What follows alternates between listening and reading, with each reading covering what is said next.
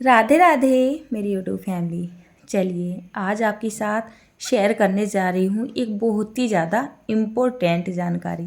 ठीक है ना।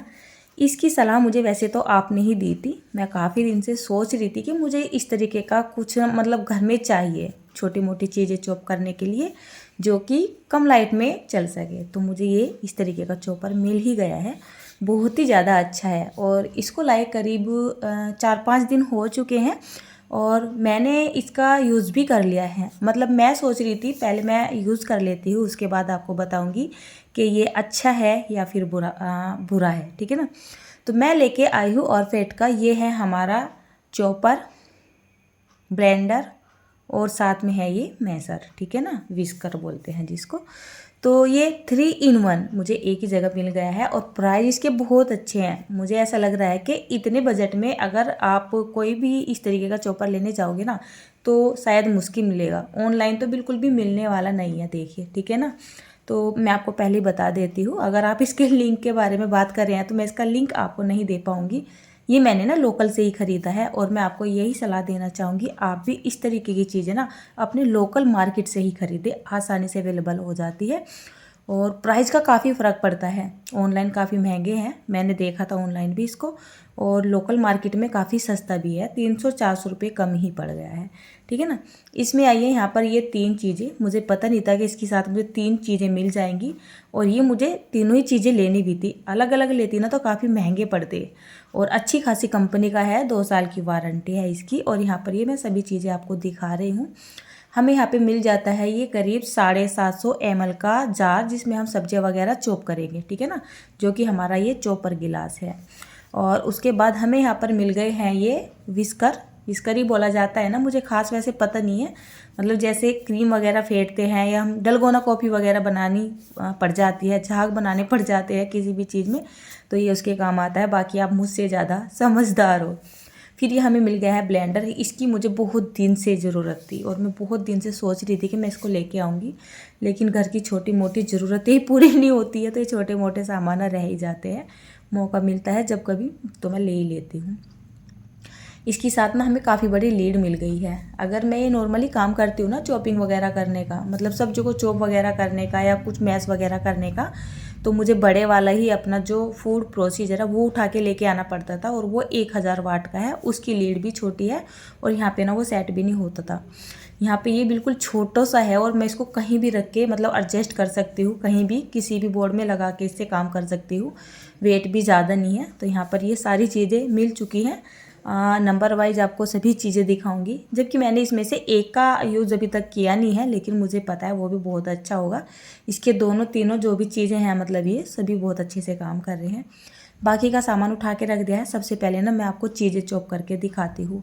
नॉर्मली हम खाना बनाते वक्त क्या क्या चीज़ें चॉप करते हैं, जैसे टमाटर वगैरह हो गए या हमें कोई चटनी वगैरह बनानी पड़ जाती है, अंगूर हो गए, हमारा खीरे हो गए, मतलब कुछ भी चीज़ें जैसे चॉप करनी पड़ जाती है तो यही करते हैं ना। तो मैं शाम का खाना बना ही रही थी और उसमें से ही मैंने ये कुछ क्लिप निकाली थी तो अच्छे से दिखाई जाती है। नहीं तो बहुत सारी चीज़ें मैं एक बार ही आपको चॉप करके दिखाऊंगी तो मेरी चीज़ें वेस्ट हो जाती। तो मैंने अलग अलग टाइम में जो चीज़ें चॉप की थी ना वही आपको दिखाऊंगी। ज़्यादा नहीं की थी, वीडियो ज़्यादा लंबी भी नहीं है, थोड़ी ही की थी।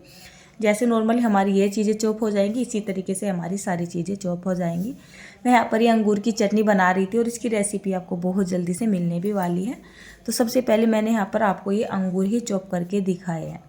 स्टार्टिंग में ना इसको एक पल्स मोड पे चलाना होता है, इसके सबसे ऊपरली तरफ एक बटन दिया होता है।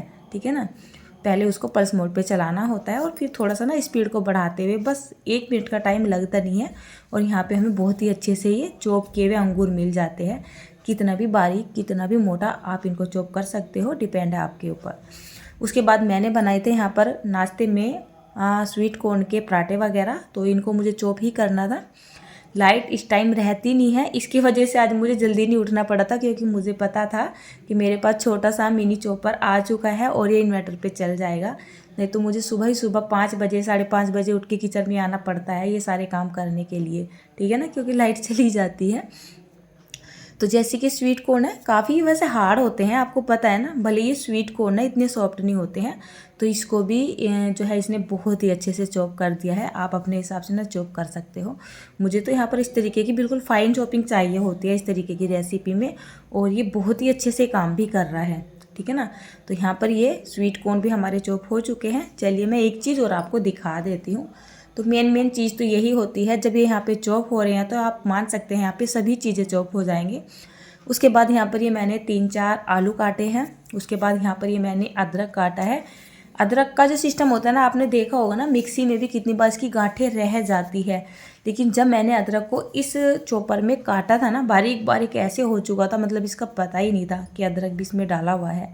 मतलब जिस तरीके का अदरक मुझे चाहिए था ना रेसिपी में, मुझे इस तरीके का मिल गया था। उसके बाद मैंने यहाँ पर 5-6 हरी मिर्च भी काट ली थी। तो काफ़ी सारी सब्जियां भी एक ही साथ चॉप हो जाती है। ये नहीं है कि हमें खेल करना पड़ रहा है, थोड़ी थोड़ी चीज़ें चॉप करनी पड़ रही है। तो आपने देखा ना, 4-5 आलू डाले मैंने, थोड़ा सा अदरक डाला, 5-6 हरी मिर्च डाली, तो इनफ, मतलब बहुत है, इतनी ही चाहिए होती हैं चीज़ें नॉर्मली। तो हमारी ये भी अच्छे से चॉप हो गई थी। तो इसकी मैंने ना स्टफिंग बनाई थी, देखिए बिल्कुल ना बारीक ही बनी है, ऐसा नहीं कहीं मोटी है कहीं बारीक है। और इसके ना मैंने पराठे बनाए थे, तो पराठे भी इसके बहुत ही ईजी से और बहुत ही अच्छे से बन रहे थे, ठीक है ना। देखिए किस तरीके के फूले फूले पराठे बन रहे हैं। हर पराठा ना इसी तरीके से फूला था, मतलब स्टफिंग हमारी अच्छी बन के तैयार हुई थी ना, उसी की वजह से हमारा जो पराठे वगैरह वो भी बहुत अच्छे से बन के तैयार हुए थे। तो यहाँ पे मैंने आपको 2 चीज़ों का रिव्यू तो दिखा दिया है। मेरी 2 चीज़ें रह चुकी है और उनका रिव्यू करने का मुझे टाइम मिला नहीं है, यानी कि मैंने उनका इस्तेमाल किया नहीं है। जब करूँगी तो मैं आपको बता दूँगी। वैसे तो सेम ही इस्तेमाल है, कोई ज़्यादा खास नहीं है उसमें। यहाँ पे इन्होंने ब्लेंडर लगा के मक्खन भी निकाला था।